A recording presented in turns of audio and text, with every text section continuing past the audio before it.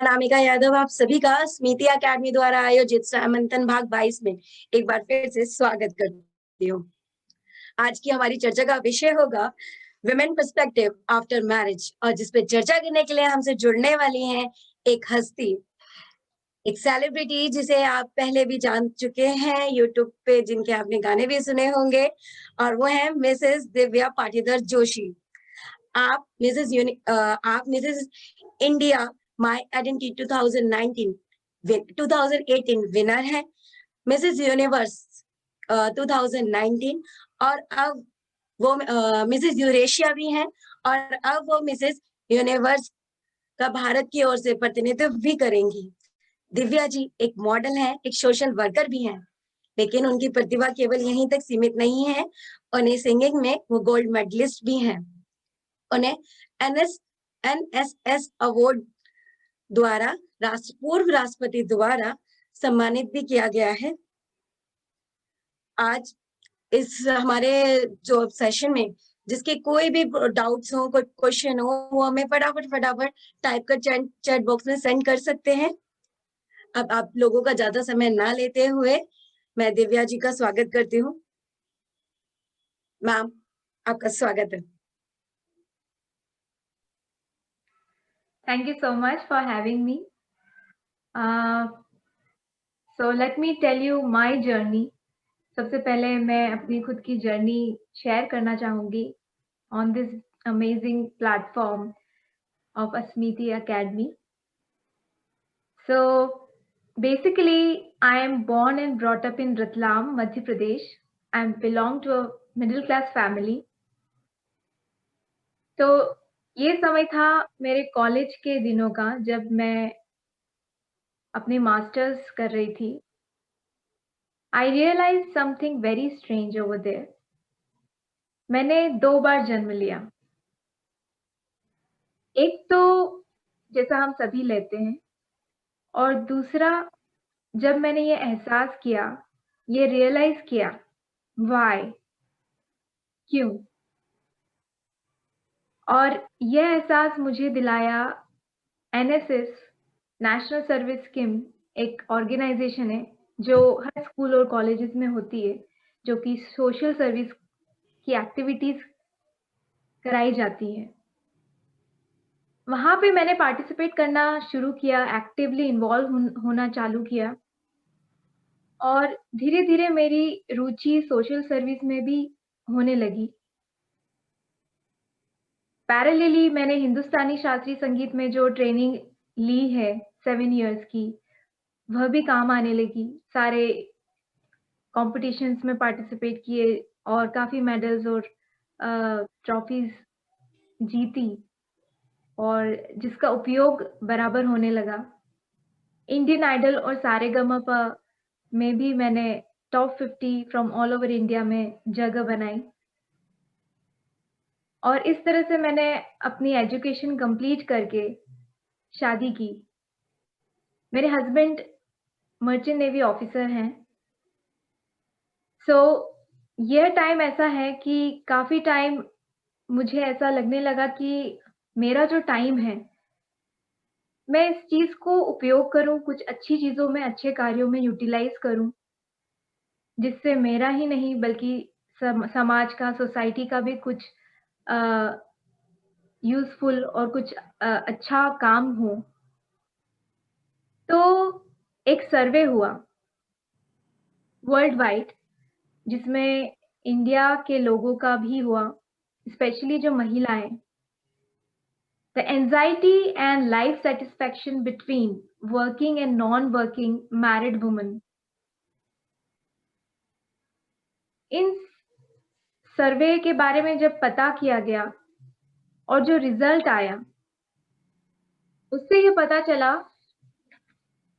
कि the results of the study show that females who are working and married are low on anxiety with higher life satisfaction, and those who are non-working married females, they perceive their life as challenging and secure. They feel comfortable with their life situation, whereas the non-working married females are less satisfied.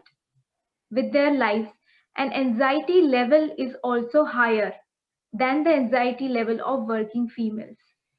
यानी कि जो महिलाएं जो अब job करती हैं, अपना career बना रही हैं, उनका जो बीपी है, ब्लड प्रेशर है, एंजाइटी लेवल है, मेडिकली, मेंटली, जो जॉब करती है उनका काफ़ी सैटिस्फैक्टरी है, एज़ कंपेयर टू वो जो हाउसवाइफ है। मैं ये नहीं कह रही कि हाउसवाइफ नहीं बनना चाहिए। It depends on all of us, our choices.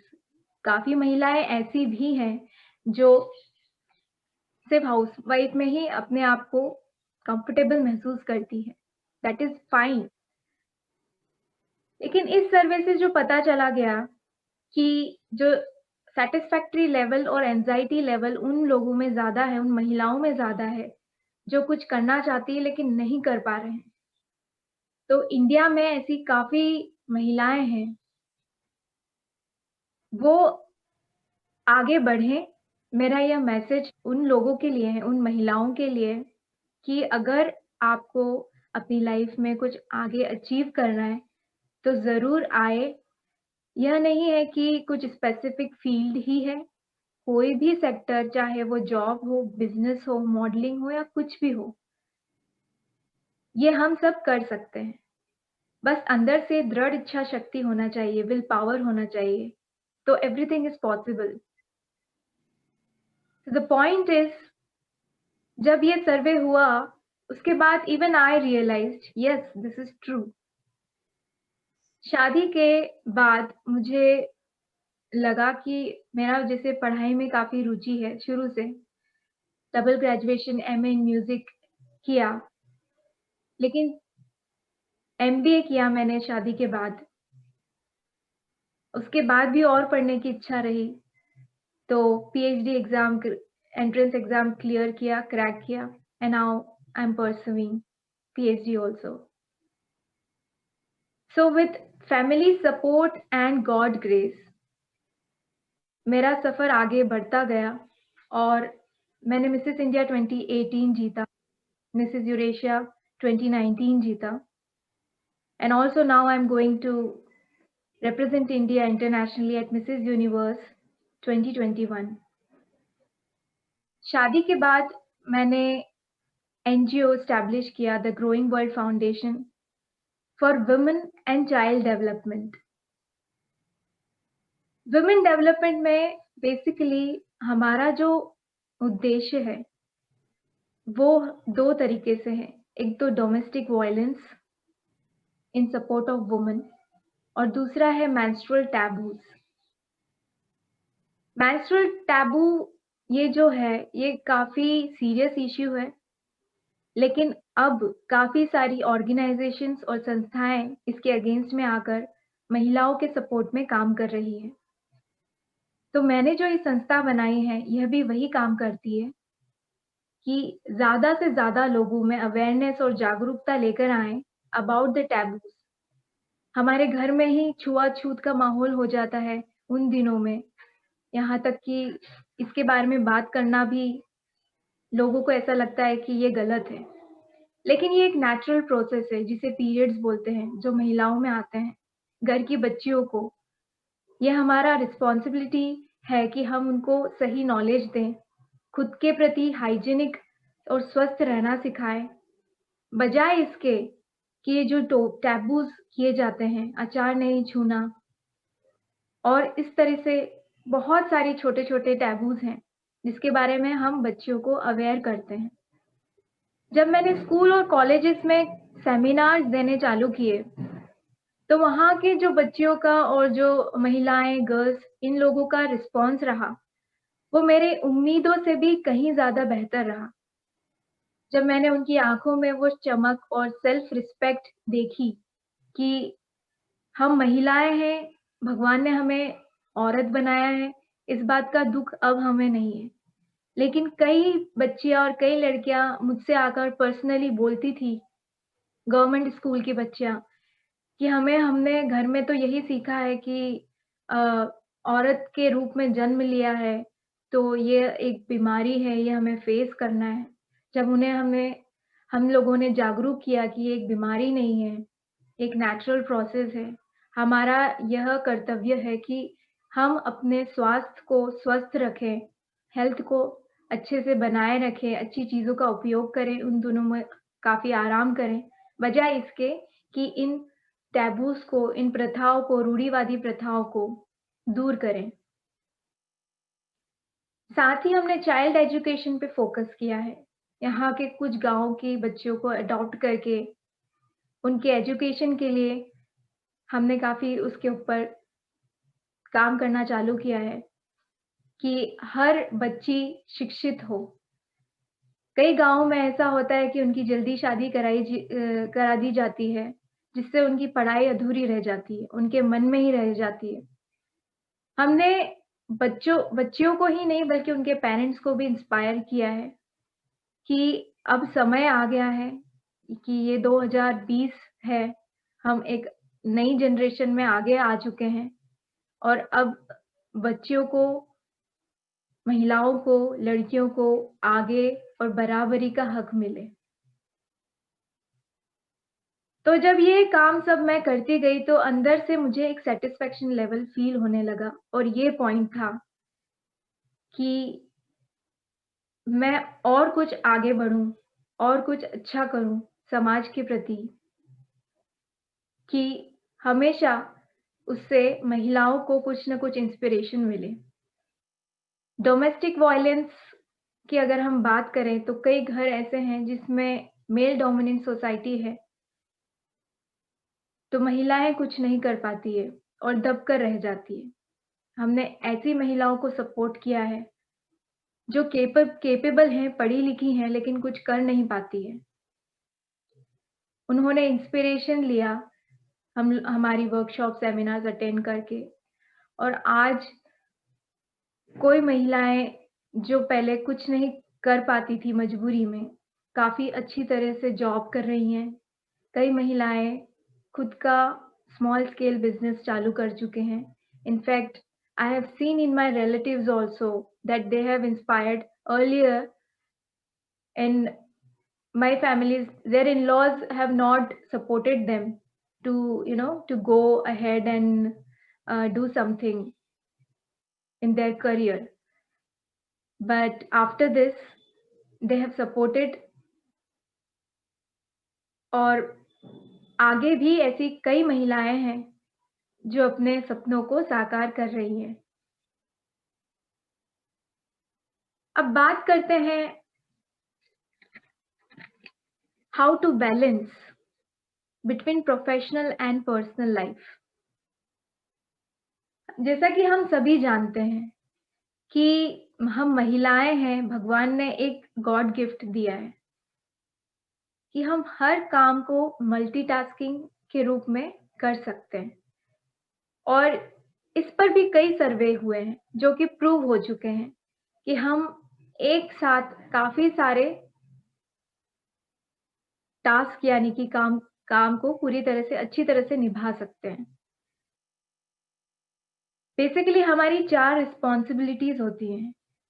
एक होती है हमारे खुद के लिए, अच्छे से व्यवस्थित रूप से सिस्टमैटिक हाइजीन मेंटेन करके रखना, खुद को सँवारना, अच्छी डाइट लेना, हेल्थ के प्रति एक्सरसाइज़ करना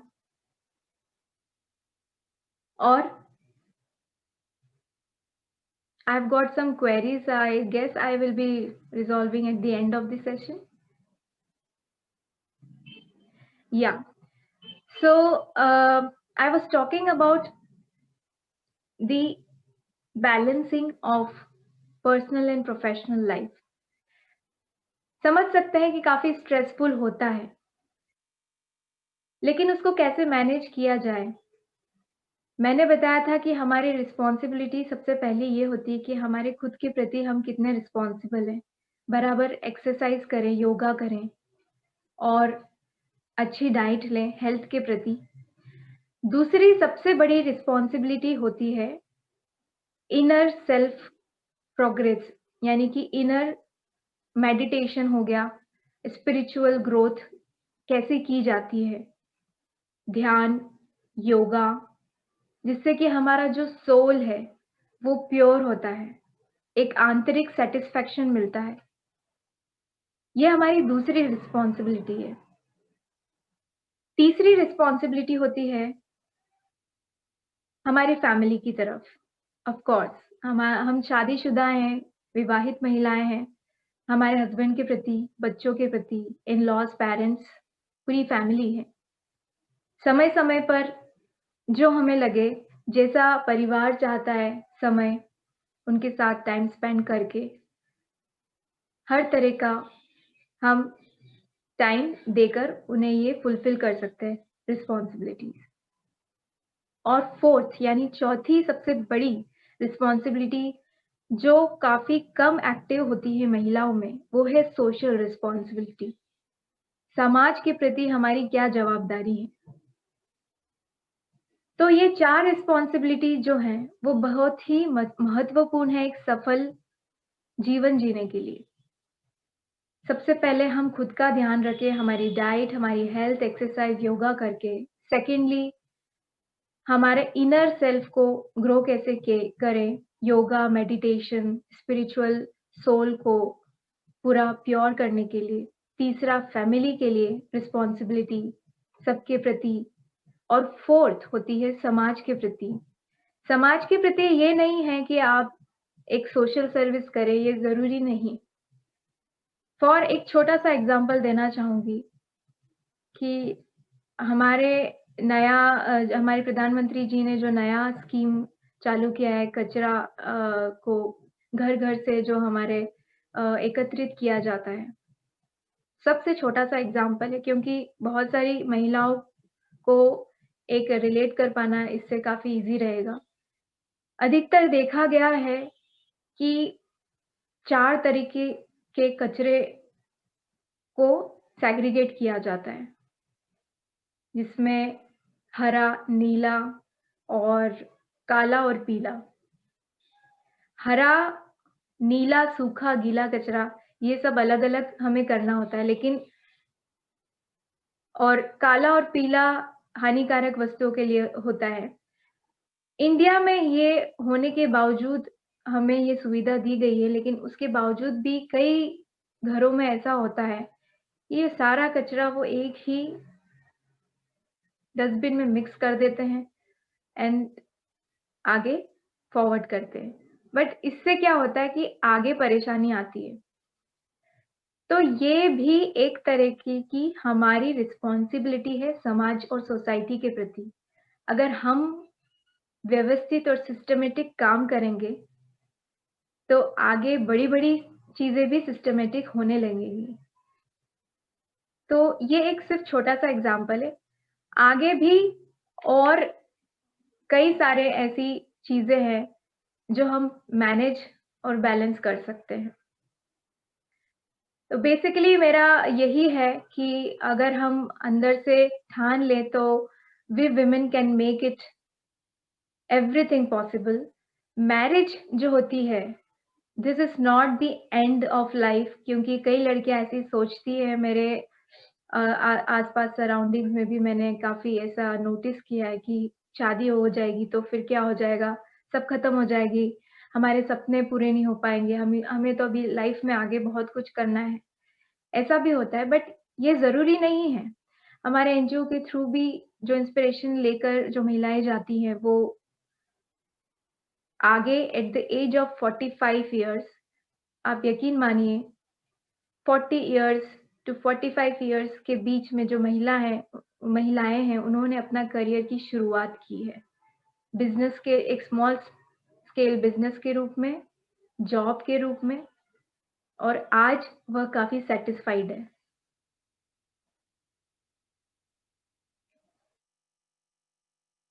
So this is all up to us that how we can make a beautiful journey because marriage is not the end of life. This is not the end. In fact, this is the start of a new journey, new life, and all this is depending on us that how we can make it even more beautiful. Thank you.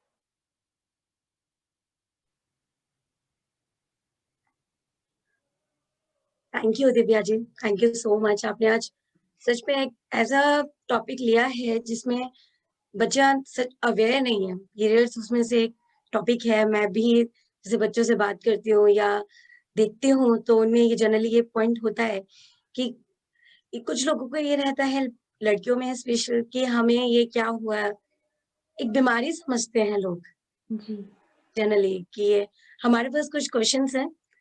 जी, बिल्कुल।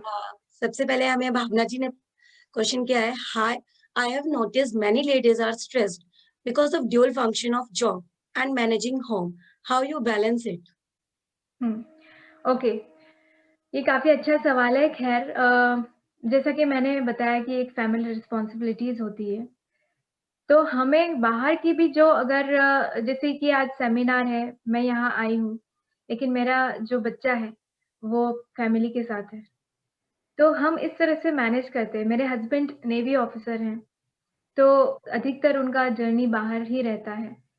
मैं यहाँ पर मेरे parents, मेरे मम्मी-पापा जो हैं, उनके साथ-साथ इन-लॉज़ को का भी ध्यान रखती हूँ।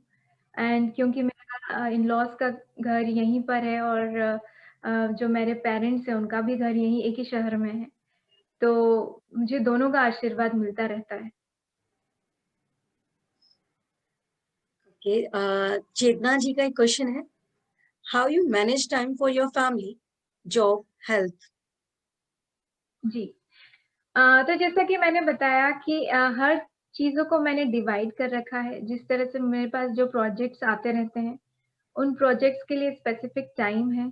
घर के लिए मैंने स्पेसिफिक टाइम दे रखा है और ऐसा नहीं कि मैं आगे जैसे कि हम कई अधिकतर ऐसा होता है कि हम फैमिली को मैनेज नहीं कर पाते या ये नहीं कर पाते। हाँ, but by God God grace मेरे फैमिली सपोर्ट काफ़ी अच्छा है, मेरे इन-लॉज़ काफ़ी अच्छे हैं। तो जब मुझे कुछ प्रोजेक्ट हेक्टिक हो जाता है तो मेरा बेटा है उनको वो सँभाल लेते हैं और बाकी हमारे जो घर के काम है थोड़ा मेड्स हैं वो हेल्प कर देते हैं। तो इस तरह से मेरा मैनेजमेंट हो जाता है। Thank you ma'am, thank you so much. Next question आपके करियर से रिलेट है, what triggered you to go Mrs India? Of course. तो मैंने जैसा कि कहा कि मैं एक एनजीओ चलाती हूँ, द ग्रोइंग वर्ल्ड फाउंडेशन। तो जब मैंने ये महसूस किया कि इस तरह के तो ब्यूटी पेजेंट्स जो होते हैं वो समाज से जो रिलेटेड जो हम काम करते हैं वो उसको बूस्ट करता है। तो उससे मुझे काफ़ी हेल्प मिली और मैंने पार्टिसिपेट किया and luckily I won it. Okay, अब रानो जी का है, how do you manage after you have kids, you take care when you are working? I how think do you how do you manage after you have kids? आपके पास हाँ, बच्चे हैं तो आप कैसे मैनेज करते हैं अपने काम ऑफ को, कोर्स कैसे देखते हैं? ऑफ कोर्स जैसे मैंने कहा कि अभी मेरा बेटा तो बहुत ही छोटा है, वो अभी 3 साल का है। हम्म। तो मैं उसको बराबर टाइम देती हूँ। अभी तो लॉकडाउन का टाइम चल रहा है लेकिन इससे पहले भी ऐसा था कि जहाँ पर मैं उसको साथ में ले जा सकती थी तो मैं ले जाती थी। ऐश्वर्या राय से मुझे काफ़ी इंस्पिरेशन मिला था बिकॉज़ वो आराध्या को जहाँ तक पॉसिबल हो जाता था वो अपने पास रखती थी और उनके स्पेशल ट्यूटर्स स्टडीज़ वग़ैरह पे ज़्यादा वो हर चीज़ पे फ़ोकस होता है, तो मैंने उनसे भी ये इंस्पिरेशन ली है। तो अभी तो लॉकडाउन का टाइम है तो हाँ बिल्कुल मेरा पूरा समय मेरा बेटे के साथ ही स्पेंड होता है घर में ही। वर्क फ्रॉम होम ज़्यादातर प्रोजेक्ट्स होते हैं और रात को मैं उसको पूरा स्टोरी सुनाकर और प्रॉपर्ली पूरा मेरे अंडर में गाइडेंस में उसको रखती हूँ और उसकी टेक केयर करती हूँ। मैम, बच्चे को जब काम पे अपने साथ लेके जाते हो आप, तो प्रॉब्लमेटिक नहीं लगता कि काम भी है, बच्चा भी है? नहीं, नहीं, ऐसा है कि जब जैसे कुछ मेरे शूट्स होते हैं, तो वहाँ पे वो नहीं रहता है। पर हाँ, जैसे कोई कहीं दूसरे शहर में हम जा रहे हैं, तो जैसे मेरे ही फैमिली के कोई भी मेंबर रहते हैं, जैसे मेरे मदर हैं, तो वो उनको सँभाल लेते हैं। शूट होने के बाद मैं उसके पास वापस चली जाती हूँ, तो इस तरह से वो मेरे साथ में रह लेता है, मैं इस तरह से मैनेज कर लेती हूँ। Okay, thank you ma'am. Next question हमारा अजय जी का, how your family and husband help you in your journey? Can you please repeat the question? How your family and husband help you in your journey? Your of journey. Course. जी, जी। तो ऐसा है कि my marriage is a love come arrange marriage and my husband और and me we have known each other since school days. So the understanding level is very nice between us. तो वो मुझे हर चीज़ में सपोर्ट करते आ रहे हैं। तो जब मैंने उनसे कहा कि शादी के बाद मुझे पढ़ाई करनी है, तो मैंने शादी के बाद एमबीए किया। शादी से पहले मेरा एमए इन म्यूज़िक ऑलरेडी हो चुका था, तो I have done the double graduation, MA music then MBA and also I am pursuing PhD also. ये रही एजुकेशन की बात। जब मैंने उनसे इच्छा जताई कि मुझे और एनजीओ में काम करना है और ये जो अवार्ड्स एंड रिकॉग्निशंस मिले हैं, तो हर चीज़ में उनका सपोर्ट ही मिला है। इनफैक्ट हम कई कई ऐसी ऑर्गेनाइज़ेशन में जब जब हम जाते हैं, तो जब हमें ऑनर मिलता है, सम्मान मिलता है, तो मेरे साथ मेरे हस्बैंड को भी मिलता है और उन्हें भी स्पेशली इस चीज़ के लिए सम्मान किया जाता है कि आप भी अपनी महिलाओं को आगे बढ़ा रहे हैं, तो इस चीज़ के लिए हम आपका सम्मान करते हैं। तो उन्हें काफ़ी अच्छा लगता है और इससे उनको इंस्पिरेशन भी मिलती है और हमारे जो आस-पास के लोग हैं, उनको भी इंस्पिरेशन मिलती है कि हाँ, अच्छे काम के लिए हमेशा हमें आगे सपोर्ट ही करते रहना चाहिए। यस मैम, आपने ये प्लस पॉइंट बोला क्योंकि आपके हस्बैंड को देख के जो और हस्बैंड देख रहे होंगे, वो सोचने पे मजबूर होंगे कि हाँ, अगर हम अपनी वाइफ को इस तरह से आगे रखेंगे, उनकी हेल्प करेंगे, तो जी। ऐसा नहीं है कि हम छोटे हो जाएँगे। हाँ, बिल्कुल, आपको नहीं। भी बराबर क्योंकि कई नहीं, हस्बैंड्स में नहीं। ये आता है कि हम अपने वाइफ हमारा थोड़ा-सा लेवल ऊपर हुआ, तो हस्बैंड थोड़ा-सा वो राइट, राइट। ईगो क्लैशेज़ ठीक है, ये ईगो दिखते हैं। Clashes yes. हाँ, ऑफ़ कोर्स। लेकिन मेरा सुझाव यही रहेगा हर मैरिड कपल को कि वो एक-दूसरे को हस्बैंड-वाइफ की तरह बिल्कुल भी नहीं देखें, बल्कि एक दोस्त की तरह देखें, तो जीवन और आपकी जर्नी बहुत सरल हो जाएगी। बिल्कुल ठीक मैम। मैम मोनिका जी का एक मैसेज है, क्वेश्चन नहीं है। Any special message you will like to convey to all of us? Of course. एक स्पेशल मैसेज ये है कि ऐसे कई फैमिलीज़ हैं, महिलाएँ हैं जिनको ऐसा लगता है कि हमें सपोर्ट नहीं है फैमिली का। मुझे ऐसी काफ़ी महिलाएँ बोलती हैं कि आपको तो सपोर्ट मिल गया फैमिली का हस्बैंड का, लेकिन ऐसी भी महिलाएँ हैं जिनको जो आगे बढ़ना चाहती हैं लेकिन उनको सपोर्ट नहीं मिल पाता है। तो इन सब चीज़ों से बाहर आने का एक रास्ता मैं बताना चाहूँगी कि there is one word which is known as root cause analysis, जिसे बोला जाता है कि किसी समस्या की जड़ तक पहुँचकर उसको सॉल्यूशन में लेकर आना। तो कोई भी अगर ऐसा वक़्त आपको ऐसा लगता है कि कुछ समस्या है और क्या चीज़ आपको रोक रही है, उसको जड़ तक आप सॉल्व करने की कोशिश करें कि इस चीज़ की कमी है, तो उसको कैसे निकाला जाए, उससे बाहर कैसे आए? फॉर एग्ज़ाम्पल एक बताना चाहूँगी कि मेरी ही एक फ्रेंड है, उसकी शादी हो गई लेकिन जस्ट बिकॉज़ थोड़ा-सा उनके जो परिवार हैं, वो उनकी ओल्ड थिंकिंग थी, तो वो उनका कहना था कि हम हमारी बहू को आगे काम करवाना नहीं चाहते।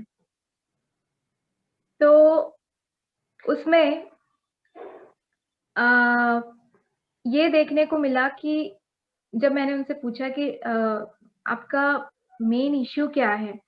तो उसने कहा कि मेरी जो इन-लॉ हैं उनको लगता है कि घर का काम नहीं मैनेज हो पाएगा, तो ये मेन कॉज़ है। तो मैंने कहा सिर्फ़ अगर यही है, तो उसका सब्स्टिट्यूट रख लो। अगर आपको जॉब करनी है, आप जॉब पे जो आपकी सैलरी होगी, उसमें से कुछ अर्निंग्स आप मेड पर कर दीजिए और वो सॉल्व हो जाएगा। तो फिर उन्होंने वैसा ही किया, घर में बात रखी और एक छोटी-सी बात थी जिसके कारण इतना बड़ा उनका हर्डल लग रहा था, तो जैसे ही वो क्लियर हुआ, सब कुछ सॉल्व हो गया और वो आज सैटिस्फाइड हैं। तो मेरा यही मैसेज है कि आगे आएँ, अगर आपका ड्रीम है तो उसे बिल्कुल फुलफिल कीजिए क्योंकि वी कैन डू इट। बिल्कुल मैम।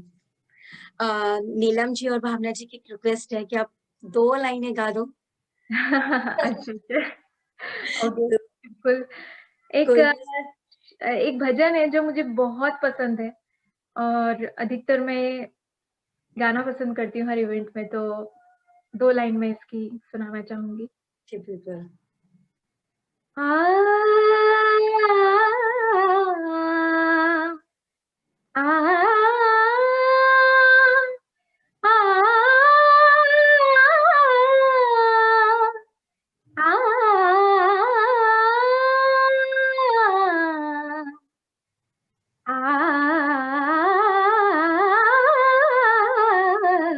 ओम नमः शिवाय, ओम